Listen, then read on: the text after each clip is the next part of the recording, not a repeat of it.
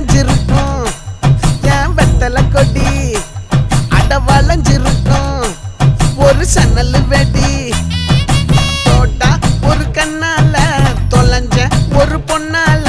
வாக்கா இந்த வம்பால வல விரிச்சிட வந்தாளே பார்த்து வளைச்ச தேக்கு ஓம் பட்ட உடம்பு சோக்கு என்ன குத்தும் குறும்பு மூக்கு கொஞ்சம் ஓய்வை கொடுத்து தாக்கு என்னடி சித்திரமே இங்க நீ பத்திரமே சொல்லு